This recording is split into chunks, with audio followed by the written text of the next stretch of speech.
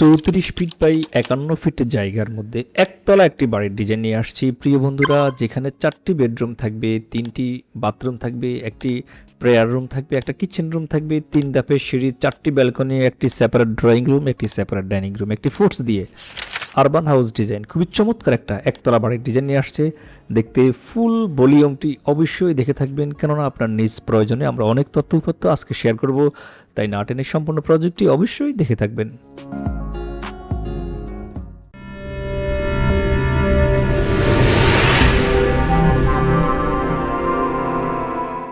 বিসমিল্লাহির রহমানির রহিম। আসসালামু আলাইকুম ওয়া রাহমাতুল্লাহি তাআলা ওয়া বারাকাতুহু। আরবান হাউস ডিজাইনের পক্ষ থেকে আপনাদের সবাইকে আন্তরিক শুভেচ্ছা এবং মোবারকবাদ জানাচ্ছি। আমি ইঞ্জিনিয়ার ফাহিম খান। প্রিয় বন্ধুরা, দেখতে পাচ্ছেন খুবই চমৎকার একটা একতলা বাড়ির ডিজাইন। 1734 স্কোয়ার ফিটের জায়গার মধ্যে 16টি কলাম দিয়ে আমরা একতলা বাড়িটি করেছি। এই প্রজেক্টটি আমরা যার জন্য করেছি, খুবই জেন্টলম্যান, ওনার নাম হচ্ছে জয়দেব মণ্ডল, ওনার বাড়ি হচ্ছে নড়িয়া, শরীয়তপুর। ভদ্রলোক আমাদের ফেসবুক পেজ থেকে আমাদের নাম্বার নিয়েছেন, আমাদেরকে রিকোয়ারমেন্ট দিয়েছেন, আমরা এই নান্দনিক বাড়িটি ভদ্রলোককে করে দিয়েছি। আর আপনাদের দেখার সুবিধার্থে আরবান হাউস ডিজাইন ফুল ভলিউমটি আপনাদের জন্য নিয়ে আসছে। বাড়িটির চমৎকার একটি কালার কম্বিনেশন, বারান্দার design, back side, front side, all and everything খুবই চমৎকারভাবে আমরা ড্র করার চেষ্টা করছি। প্রিয় বন্ধুরা, ছোট্ট রিকোয়েস্ট করবো, আপনি যদি আপনার জমির আলোকে আপনার রিকোয়ারমেন্ট অনুযায়ী বাড়ির ড্রয়িং এবং ডিজাইন করে নিতে চান, কমেন্ট বক্সে আপনার জায়গার পরিমাপ উল্লেখ করুন, আমরা আপনাকে হোয়াটসঅ্যাপে ডিজাইন করে দেবো একদম ফ্রিলি, কোনো সমস্যা নাই ইনশাআল্লাহ। প্রিয় বন্ধুরা, এই প্রজেক্টটি আমরা এই যাবৎকালে যতগুলো প্রজেক্ট করেছি তার মধ্যে সর্বশ্রেষ্ঠ একটি প্রজেক্ট। জয়দেব মণ্ডল সাহেব খুবই জেন্টেলম্যান, আমাদেরকে রিকোয়ারমেন্ট দিয়েছেন, আমরা ওনার কথাগুলো মনোযোগ সহকারে শুনেছি। রিকোয়ারমেন্ট অনুযায়ী জানালার ডিজাইন, বারান্দার ডিজাইন, ফেরাফেটোয়ালার ডিজাইন, ফোর্সের design, colour combination, all and everything চমৎকারভাবে করার চেষ্টা করেছি। এটা হচ্ছে বাড়িটির টপ ভিউ। খেয়াল করে দেখবেন, আমরা বাড়িটির সিঁড়িটা দিয়েছি একদম পিছনে, যেহেতু একতলা বাড়ি, এটাতে প্রাইভেসি মেনটেন করতে হবে। উনি অন্য ধর্মাবলম্বী, ওনাদের পুজো করার জন্য একটা রুম রেখেছি, চাইলে মুসলমানরা সেটাকে নামাজের রুম বানাতে পারবে।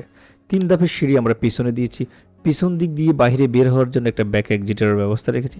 4টা বেডরুমের সাথে 4টা ব্যালকনি আমরা দিয়েছি, 2টি টয়লেট অ্যাটাচড করেছি, একটি কমন করেছি। কমনটাকে একটু খুবই লার্জেস্ট করার চেষ্টা করেছি। ড্রয়িং রুম থাকবে সেপারেট, ডাইনিং রুম থাকবে সেপারেট। একটি বাড়িতে সবচেয়ে ইম্পর্টেন্ট বিষয় হচ্ছে প্রাইভেসি এবং পরিবেশ বান্ধব এবং সেফটি এনশিওর করা। এই 3টি দিক যদি আমরা মাথায় রেখে বাড়ি করি, তাহলে বাড়িটি কিন্তু লংজিভিটি থাকবে। একটি বাড়ি শুধুমাত্র মিস্ত্রিকে দিয়ে করাইলে হবে না, এটা শৈল্পিক জিনিস, সেখানে যাকে দিয়ে কাজটা করালে ইকোনমিক্যাল এবং টেকসই হবে তাকে দিয়ে করাইতে হবে। তাহলে বাড়ি করার পূর্বে হচ্ছে কি একটি ড্রয়িং প্রণয়ন করতে হবে, সেটা ইঞ্জিনিয়ার দিয়ে অবশ্যই করতে হবে। ইঞ্জিনিয়ার ইকোনমিক্যাল এবং টেকসই ডিজাইন আপনাদেরকে দিবে। আমি জুম ইন এবং জুম আউট করে আপনাদেরকে দেখানোর চেষ্টা করতেছি। আমার উদ্দেশ্য হচ্ছে আপনারা এখান থেকে খোরাক নেবেন, বাড়ি করবেন, জায়গা সিলেক্ট করবেন, ড্রয়িং করবেন, কন্ট্রাক্টর নিয়োগ দেবেন, ইঞ্জিনিয়ারকে টাচে রাখবেন, অল অ্যান্ড এভরিথিং কাজের কোয়ালিটি মেনটেন করে কাজ করবেন। তাহলে হচ্ছে কি বাড়িটি 100 বছর মাথা উঁচু করে দাঁড়িয়ে থাকবে। আরবান হাউস ডিজাইনের আছে এক ঝাঁক দক্ষ ডেডিকেটেড ইঞ্জিনিয়ার আছে। আলহামদুলিল্লাহ, আমাদের সকল ডিপার্টমেন্ট সেপারেট করা, আমরা সেজন্য আপনাদের রিকোয়ারমেন্ট অনুযায়ী আপনাদেরকে ইনশাল্লাহ দিতে পারবো। তাই হতাশ না হয়ে স্ক্রিনে দেখার নাম্বারে কল করতে পারেন। এই নাম্বারে ইমো হোয়াটসঅ্যাপ দুটি করা রয়েছে। ডিয়ার অডিয়েন্স, নিয়ে আসছি কাঙ্ক্ষিত সেই 2D ফ্লোর প্ল্যান। এই প্ল্যানটি খুব ইম্পর্টেন্ট একটা পার্ট আপনাদের সাথে শেয়ার করব। আর সেটা হচ্ছে ফার্স্ট টাইম হচ্ছে একটি ফোর্স থাকবে 10 ফিট 8 বাই 6 ফিটের একটি ফোর্সের এখানে ডাবল পার্টের একটি দরজা থাকবে, 4 ফিট, 4.5 ফিট, 5 ফিট দিতে পারেন। ঢোকার পরে হচ্ছে আমরা ড্রয়িং রুম পাবো 9 ফিট বাই 14 ফিট, পাশে 9 ফিট, লম্বা 14 ফিট। ড্রয়িং রুমের এখানে মাঝখানে আমরা ডোরের প্রভিশন রেখেছি, বা ডোর দেবো না, আর এখানে হয়তো পর্দা থাকবে, ডোর থাকলে আমাদের জায়গা নষ্ট হয়ে যাবে। তারপর হচ্ছে ডাইনিং স্পেস, খেয়াল করে দেখবেন ডাইনিং স্পেস 17 ফিট বাই 14 ফিটের ডাইনিং স্পেস। বাম পাশে হচ্ছে 3টা টয়লেট, কমন 2টি অ্যাটাচড, একটা কমন। ডান পাশে কিচেন প্লাস হচ্ছে প্রেয়ার রুম, উনি পূজা করবেন, পূজার রুম রেখেছেন। 4টি বেডরুম আমরা বেডরুম কর্নারে রেখেছি, প্রতিটি রুমে 2টি করে জানালা রেখেছি আমরা। 14 ফিট বাই 12 ফিটের রেক্টেঙ্গুলার শেপের বেডরুমগুলোর সুবিধাটা হচ্ছে এই বেডরুমগুলোতে জিনিসপত্র হ্যাঙ্গিং করা রাখা খুবই সুইটেবল হয়। যেমন এখানে খাট রাখার পরে এখানে আপনি আপনার ওয়াল ক্যাবিনেট রাখতে পারবেন, ড্রেসিং টেবিল রাখতে পারবেন, সিঙ্গেল সোফা রাখতে পারবেন, এখানে ওয়াল ক্যাবিনেট রাখতে পারবেন, অল অ্যান্ড এভরিথিং আপনি সেট আপ করতে পারবেন। একটা রুম মানেই একটি ফ্যামিলি, সো আমরা সেই দিকটি মাথা রেখে করেছি।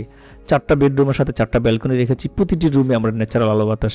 যেহেতু এখানে ডাইনিং স্পেস থাকবে, কিচেনের দরজা হবে না, শুধুমাত্র চৌকাঠ লাগাবেন, তাহলে ওয়ালগুলা কখনো আর এই হাঁটা চলার সময় ভেঙে পড়বে না প্লাস্টারগুলো। এই দিক দিয়ে উইন্ডো থাকবে, আলো বাতাসের ব্যবস্থা রাখবো।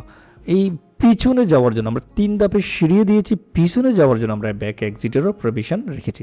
প্রিয় বন্ধুরা, আমরা চেষ্টা করি আমাদের ক্লায়েন্টদেরকে জায়গার সাথে যুগোপযোগী, পরিবেশ বান্ধব, সুন্দর, ইকোনমিক্যাল এবং টেকসই বাড়ি কীভাবে প্রোভাইড করা যায় সেই দিকটা মাথায় রাখি।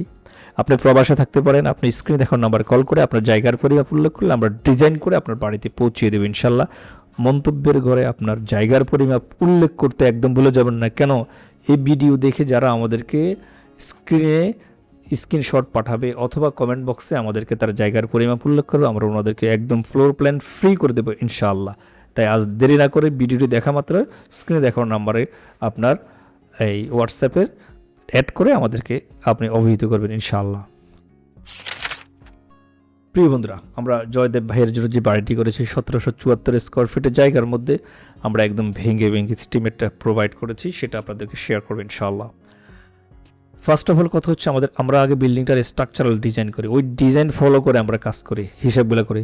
এখানে হচ্ছে কি মাটির নিচে সোলিং করব, সোলিংয়ের উপরে আমরা এখানে মাটি ভালো থাকার কারণে সিসি করব না, আর ফুটিং ডালাই করব, short column, long column, grade beam, ইটের ঘাতুনি গ্রেড বিমের উপরে অথবা নিচে, সিঁড়ি ঢালাই, তারপর হচ্ছে এর রড কী পরিমাণ যাবে, এই সব কিছু মাটির নিচে যাবে।